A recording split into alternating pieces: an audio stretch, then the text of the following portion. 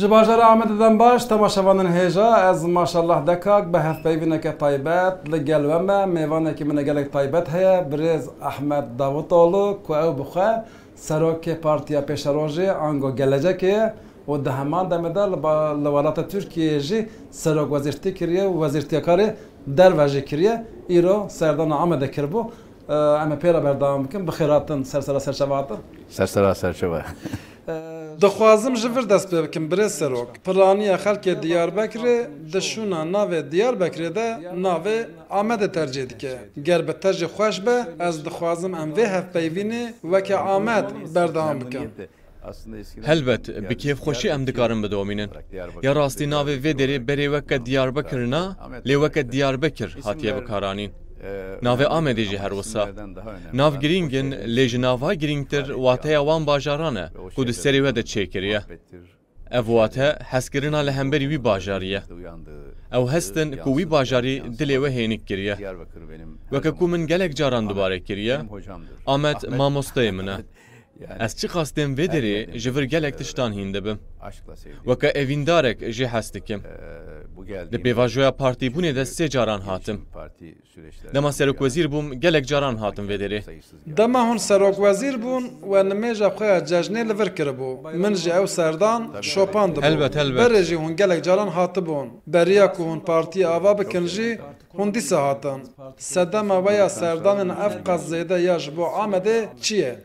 Çünkü belli bir şey, yeni bir kitabım çıktı benim. Belki Pirtûkeke min a nû derket, înşallah dê wergerê Kurdî jî bikin. Niha îngilîziya wê jî hatiye çapkirin. Şimdi İngilizcesi yayınlandı. Navê pirtûka min Şaristanî û bajar in. Diyarbekir, Amed jî bajarê navendiye. Bir eksen şehirdir. Wê demê gelek caran min li ser vê mijarê axaftin kiribûn.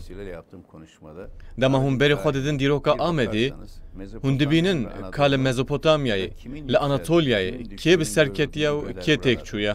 Buralardadır.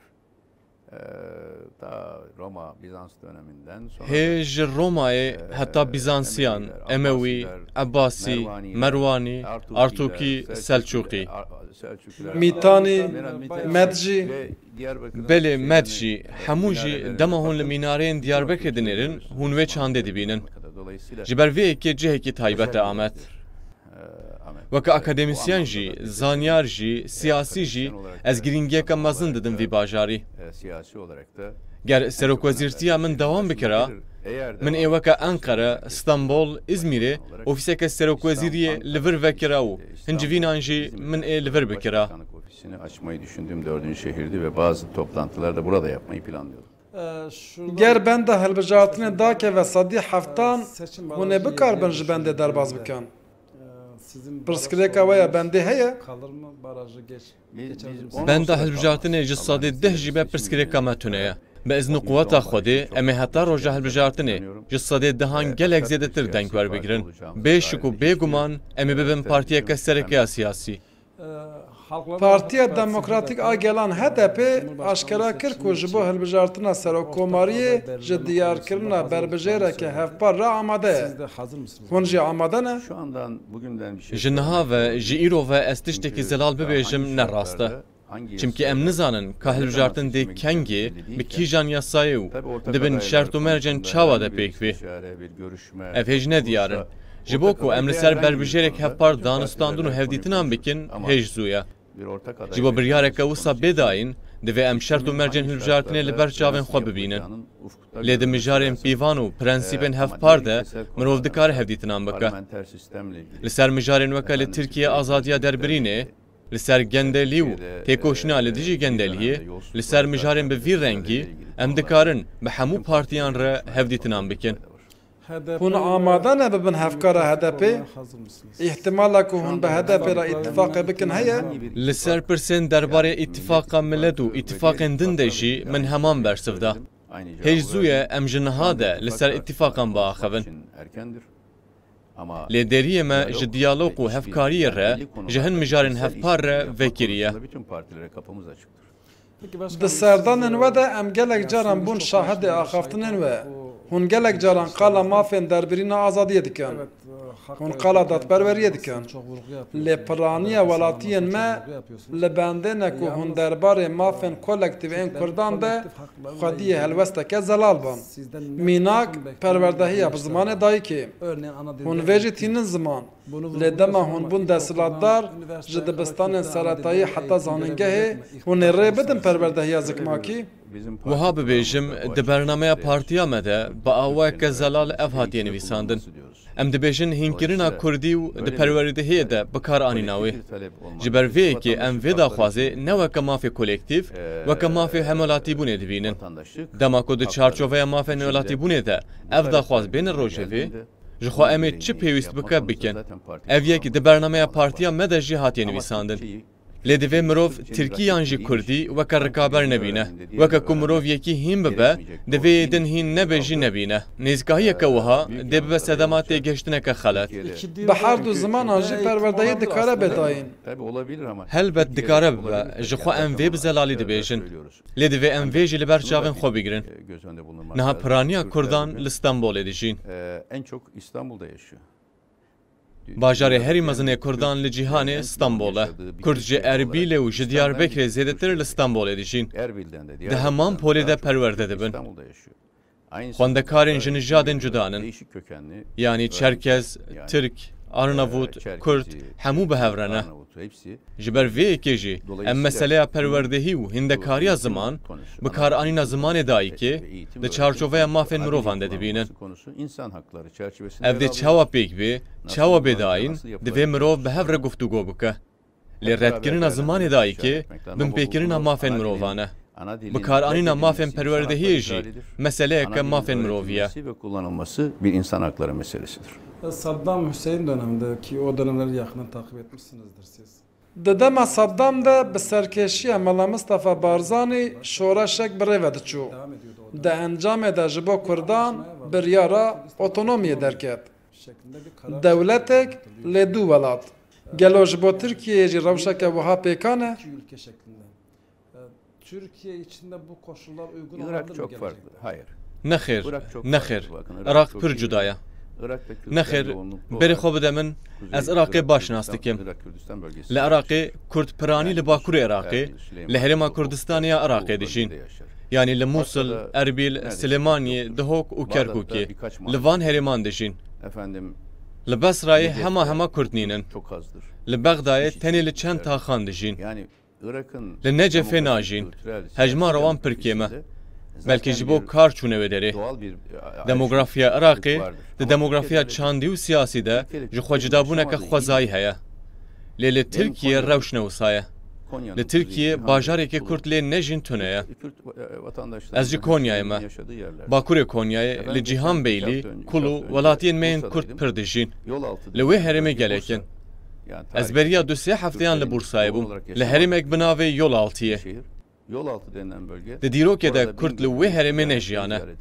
Li wê herêmê çûm serdana komeleyên Çewlîkî û Mûşiyan. Hema tiştên ku min li Çewlîkê dîtin, min li wir jî dît. Tirkiye divihêlê de entegrasyoneke çandî û siyasî heye û entegrasyoneke pir pêşketiye.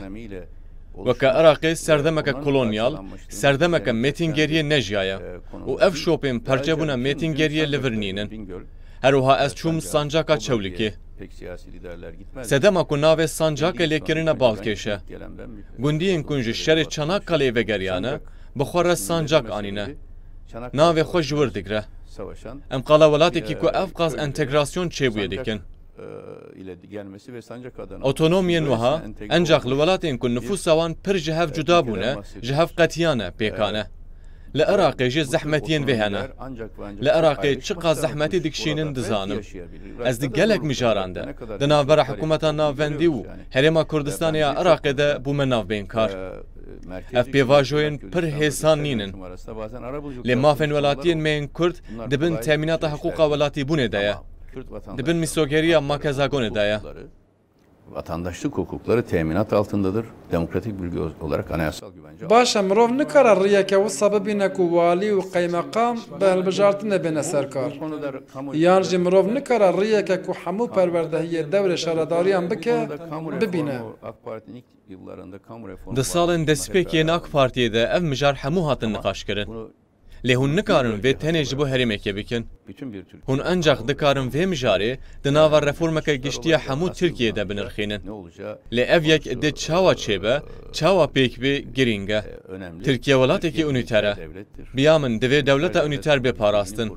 Walî divê ji aliyê navendê ve bêne tayin kirin û şaredar jî bi hilbijartinê bên peywîrdar kirin. Ji bo Tirkiye ev rê guncavtir e. Di pêşerojê de rêveberiyeke wiha pêkan e?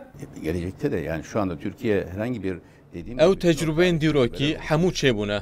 Yapılarımdan mesele Di astawaliyan de jî divê hemû welatî bêne temsîl kirin. Divê Kurdek bikaribe li Bursayê li bajarê Antalyayê bibe walî. Her wiha Tirkiyek jî divê bikaribe li bajarên Roşlat bibe walî. Divê ev entegrasyona civakê neyê hejandin. Bi vî şertî di rêveberiyên herêmî de hûn dikarin reforman bikin. Reformên wiha jî ji xwe di bernameya partiya me de cih digre. Dema AK Parti hate serkar bi pêşengiya Birêz Erdogan di sala 2005 de axaftinek kir. Got pirsgirêka Kurd, pirsgirêka min e û em ê çareser bikin. Piştre di axaftinekê xwe de got di dema Osmaniyan de eyaleta Kurdistanê hebiye û divê neyê înkar kirin. Paşê TRT şeş vekir ku niha navê wê TRT Kurdî ye. Li zanîngehan beşên Kurdolojî ava kir. Bi PKK û Öcalan re dest bi müzakereyan kir. Ger hûn bibin desthilatdar, hûn ê jî gavên wiha bavêjin? Birêz Erdogan niha ji wan fikrên ku me bi hev re diparast gelek dûr ketiye. Parastina fikrek têrê nake. Divê hûn gavên pêwîst jî bavêjin. Lê mixabin pêvajoya çareseriyê, ew hemû gavên êrênî bi vekirina xendekan ji aliyê rêxistina terorê ve ji holê rabû. Dixwastin rewşa ewlehiyê ji holê rakin. Herî zêde jî welatiyên me yên Kurd ji van tiştan aciz bûn û gilî dikirin. Pêvajoya çareseriyê dema ku ez wezîrê karê derve bûm dest pê kir. Ez hatim li Diyarbekirê weke wezîrê derve axivîm. Min piştgiriyeka mezin da vê pêvajoyê. Bêyî ku ji derve zorê bidin ser me, divê em pirsgirêkên xwe bi destê xwe çareser bikin. Ne tenê li Tirkiye, divê li Iraqê jî wiha be, li Sûriyê jî wiha be. Pirsgirêka herî mezina Rojhilata navîn ev e. Em pirsgirêkên xwe çareser nakin. Divê em bikaribin pirsgirêkên xwe çareser bikin. Lê li vir ji aktorek, ji aliyek zêdetir, divê hemû Kurd di nava vê pêvajoyê de bin. Divê hemû pirsgirêkên Tirkiye bêne tespît kirin û çareseriyek berfireh bê peyda kirin. Niha li Tirkiye pirsgirêka Kurd tenê tune ye. Pirsgirêka giştiya demokratîk bûnê heye. Li her aliyê Tirkiye pirsgirêka demokratîk bûnê heye. Em ê sê lingên esasî derxin pêş. Ayekemîn demokratîk bûne. Li Tirkiye azadiya ramanê, azadiya çapemeniyê, azadiya rêxistinbûnê, azadiya derbirînê, ev pirsgirêk divê rabin û demokratîk bûn pêk bê. Ya duyemîn pirsgirêka welatiyên me yên Kurd e. Astengên li pêşiya zimanê dayîkê. Mafê perwerdehî û hîndekariya zimanê dayîkê ji tê de divê çareyek bêdîtin. Divê qeyûm bêne rakirin û kesên hatine hilbijartin li ser kar bin. Ji bo çareserkirina van hemû pirsgirêkan divê pêvajoyeka nû bê dest pê kirin. Ya sêyemîn jî têkiliya bi Kurdên welatên derdorê re. Kurdên li Iraq, Sûriye û Îranê re. Bi birayên me yên Kurd û Tirk re divê zemîneke baş a têkiliyên xweş ava bikin. Ez ê derbarê wan deran de jî pirsan bikim lê dixwazim peymana Dolmabahçeyê ji we bipirsim. Dolmabahçe pir hate nîqaşkirin. Kê ev peyman ji holê rakir? Tu tesîra we hebû? Wê demê ez serokvezîr bûm. Ji bo ku pêvajoya çareseriyê têk neçe, çi ji destê min hat min kir. Lê mixabin bi taybetî piştî heftê Hezîranê, PKK bi awayekî eşkere banga têkoşîna çekdarî kir. Li Serêkaniyê du polîs şehîd bûn û PKK berpirsyariya wê girte ser xwe. Li Semsûrê leşkerek şehîd ket. Berpirsyariya wê jî girte ser xwe. Xwezaya pêvajoya aştiyê ev bû maşallah bek. Di 2013 de di hêzên çekdar derketana derveyê Tirkiye. ev yek pêk nehat. Di ser de jî li 12 navçeyan dibin navê kantonan de xendek kolan û bi awayekî fiîlî xwastin kontrolê bixin destê xwe. Xwastin dîmeneke wisa derxin holê. Vê yekê pêvajo têk bir. Nexwe min jî û hikûmeta ku ez tê de bûm jî heta dawiyê dixwast pêvajoya çareseriyê biçe serî. ger hûn bibin desthilatdar hûn ê careke din pêvajoyeke wisa bidin dest pêkirin Serdemeke din pêwîst e. Lê êdî pêvajoya çareseriyê nabe. Pêvajoyeke nû pêwîst e.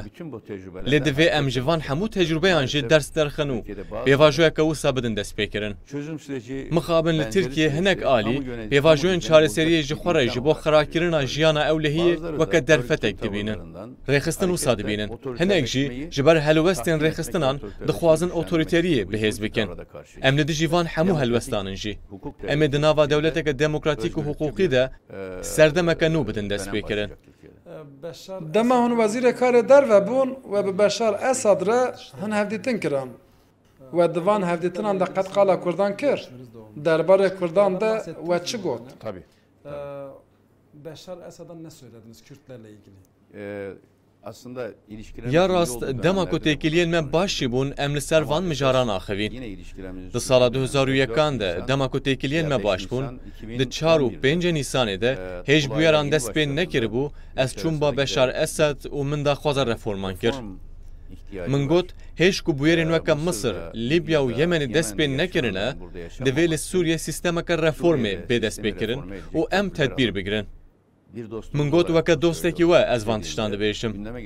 Yek ji mijarên ku min anîn rojevê jî mafên Kurdên Sûriyê bû. Wê demê mafê welatîbûna Kurdan jî li Sûriye tune bû. Min got divê mafên welatîbûnê bidin Kurdan û mafên Kurdan ên li Sûriye jî nas bikî. Sererastkirinên gelek biçûk kir, lê mixabin tu caran reform pêk neanîn. Ji xwe ji ber ku ev reform pêk nehatin, Sûriye îro bi van afetên mezin re rûbirû ye. tê gotin ku we Erdogan teşvîq kiriye ku leşkeran bişîne Sûriye û têkiliyê xwe bi Şamê re bibire bi raporên ku we amade kirine ev biryar datin wergirtin Nexêr, tiştek bi vî rengînî ne. Ama bunun müsebbibi ne? Kararı aldırdılardan biri siz değil mi? Olur mu? Nexêr, ma tişta wisa dibe. Ez wezîrê derve bûm. Sererkanî ne girêdayê min bû. Girêdayî serokwezîrê bû. Raporlarınız Canım, peki o zaman Suriye ile Gelo wê demê peywendiyên li gel Sûriyê kê baş kirin? kim yaptı? Kê vîze rakirin? Kim kaldırdı? Kê sînor rakirin? Kim kaldırdı? Ez ê demê wezîrê derve bûm. Min pêşengî kir. Sedema xirabûna têkiliyan ne ezim û ne ji hikûmeta Komara Tirkiye. Sedema xirabûna têkiliyan kimyabarana rejima zalim e. Rêveberiyeke ku Helebê, Humusê, Dêre Zorê ji asîmanan bombebaran bike. Yên ku bi bombeyên varîl û cekên kimyawî xelk bombebaran kir, ev rêveberî bû. Ya ku bû sedema xirabûna têkiliyan ev pêkanîn bûn. hûn li Rojava li Kurdistana Sûriyê daxwaza Kurdana otonomî xweserî yan jî federasyonê çawa dibînin hûn piştgiriyê didin van daxwazan yan li dij jî van daxwazanan Hemû aliyên li Sûriyê, Kurd, Tirkmen, Ereb, Sunnî, Nusayrî divê bi hev re rûnin û derbarê pêşeroja Sûriyê de biryarê bidin. Em nikarin xwe li ser wan ferz bikin. Divê em nekin. Lê divê yekpareyiya axa Sûriyê biparastin. Eger yekpareyiya axa Sûriyê ji holê rabe, di êşin mezintir bên jiyandin.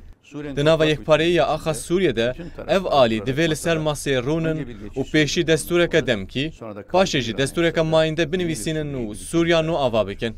yani ger ew bi xwe biryarê bidin hûn ê piştgiriya federasyonê bikin Ew biryara Sûriyan e. hûn ê dijî vê biryarê derkevin Encaq Sûriyê dikarin vê biryarê bidin. hûn ê piştgirî bidin pêvajoyeke ku Kurd jî têda cih bigirin Divê em li vir hin tiştan zelal bikin. Kurd ne PKK ye û PKK jî ne Kurd e. Di rewşeke wiha de tenê şerteke Tirkiye heye. Divê ji tu aliyekî Sûriye tu gefek tehdîdek li ser Tirkiye pêk neyê. Divê tu herêmek nekeve bin kontrola tu rêxistineke terorê. Eger wisa be, Tirkiye jî tê de mafê her welatî derdikeve holê. Lê encaq Sûrî dikarin biryarê li ser Sûriya nû bidin. Lê eger rewşeke nû derkeve holê û ev ewlekariya Tirkiye le qedar bike, Tirkiye jî xwedî wî mafiye helwesta xwe nîşan bide. Gelo Türkiye bi Kurdên rojavara li hev bike dê pêşerojeke baştir ava nebe? Helbet ji bo ev tişt pêk bê, di dema xwe de me gelek hewda. Me gelek caran ji wan re got li dijî rejima Sûriyê bi opozisyonê re hereket bikin. Lê wan hevkariya bi rejimê re tercih kir û tu caran bi awayekî rastî di nava opozisyona Sûriyê de cihne girtin.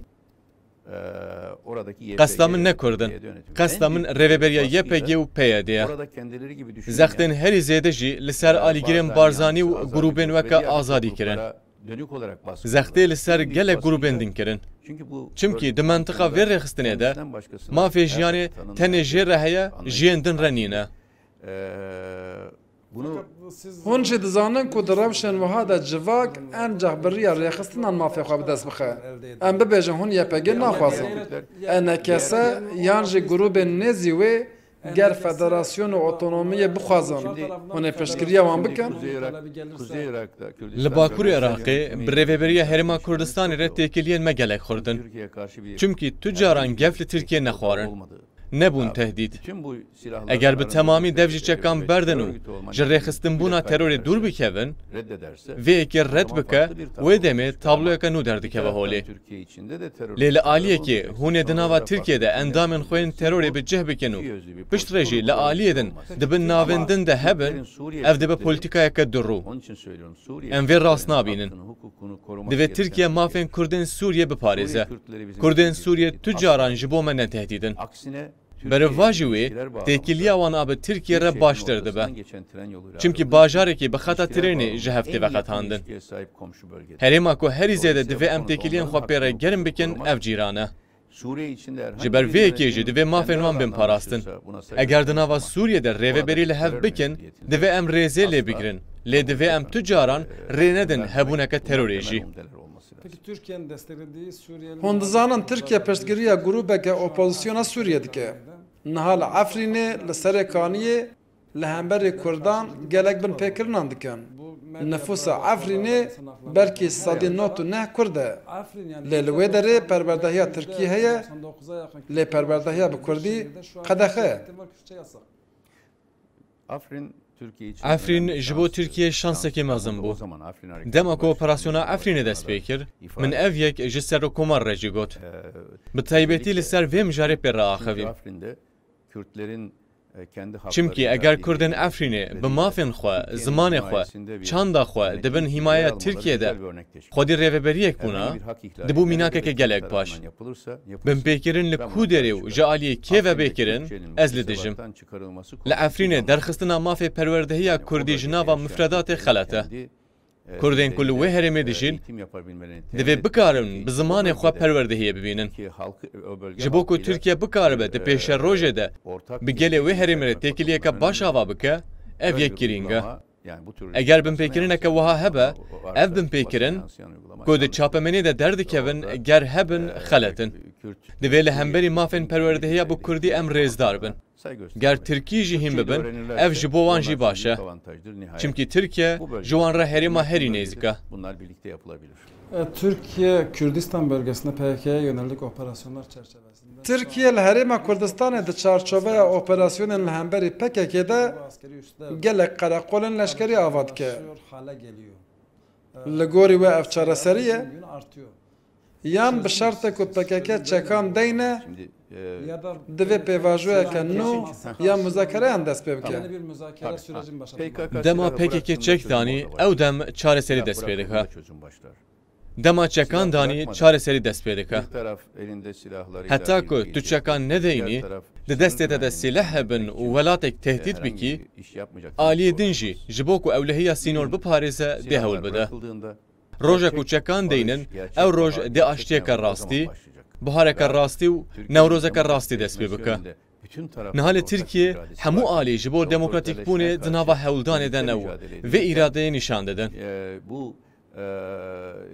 Di demeke wiha de xebatên rewakirina têkoşina çekdarî nerastin. Dema ku dev ji çekan berdin, dê wê demê pêvajoya aştî û aramiyê dest pê bike. Heta ev yek pêkneyê, heta gefa çekan bidome, hûn nikarin tedbirên Tirkiyeyên li dervê sînoran rex nebikin. Ev ne rast e. Ji xwe ev xetên ewlekariyê ku hatine danîn bi Bakurê Iraqê re, bi rêveberiya Herêma Kurdistanê re hatine danîn. Ez çûm wê derê jî. Artêşa Tirkiye li dijî Daişê pêşmerge perwerde kir. Bi wan re di nava koordînasyonê de ye. Bi hikûmeta navendiya Iraqê re di nava koordînasyonê de ye. Dema ku ji Iraqê bû Tirkiye tehdîta terorê ji holê rabû, ji xwe tu pêdivî bi wan qereqolên leşkerî namîne. Peki Türkiye Kürdistan bölgesine ilişkin. Hûn ji 2017 vir de têkiliya Tirkiye ya bi Herêma Kurdistanê re çawa dinirxînin? Hemû kes dizane ku min ev rex nekirine. Ji ber van rexneyên min di navbera min û Birêz Baxçelî de nîqaşên gelek dijwar çêbûn.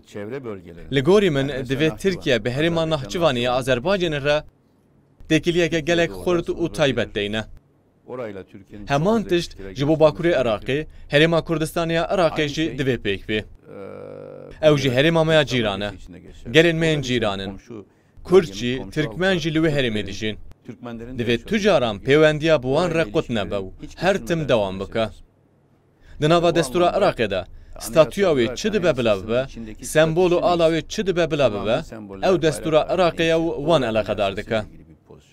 Ji bo Nahçıvan Azerbaycanê jî heman tiştî dibêjim. Divê em heman rêzê nîşan bidin. Divê têkiliya me de asta herî xurt debe. Ji ber vê yekê dema ku rêzdar Nêçîrvan Barzanî Serokwezîr bû, li Wanê me bi hev re civînek li darxist. Me hemû waliyên herêmê li Wanê civandin. Me got ka em dikarin têkiliyên xwe çawa bi pêş bixin. Birêz Mesûd Barzanî û Birêz Erdogan li Diyarbekirê hevdîtin. Ev hemû hevdîtinên me yên wê demê ji bo pêşxistina têkiliyên bi Bakurê Iraqê re bi Herêma Kurdistanê ya Iraqê re bûn. Em bi awayekî dîrokî girêdayî hevin. Hema ez tekane rêveberê Tirkim ku çûme Silêmaniyê. Ne tenê bi Erbîlê re, min xwast bi Silêmaniyê re jî em têkiliya xwe xurt bikin. Birêz Talebanî ew dem nexweş bû. Hêj wê demê me bi hev re têkilî danî. Me ev hemû tişt tenê ji ber tiştekê kir. Eger hûn dixwazin aştiyê pêk bînin, divê hûn li hemberî sînoran bi hirmet bin. Lê sînoran weke dîwaran jî nebînin. Bi Sûriye re jî bi heman mebestê me têkilî danî bû. Lê wan zilmê li xelkê kir. Bêyî ku em sînoran weke dîwaran bibînin, divê em di nava aştiyê de têkiliyên xwe yên aboriyê derxin asta herî bilin. Zor spas malata ve Zor spas. hatî serçava hatî. Temaşavan hêja hev peyvîna me taybet ya li gel Birêz Ahmed Davutoglu serokê giştiyê Partiya Pêşerojê li vê derê bidayê bû. Heta hev peyvîneke din her şad.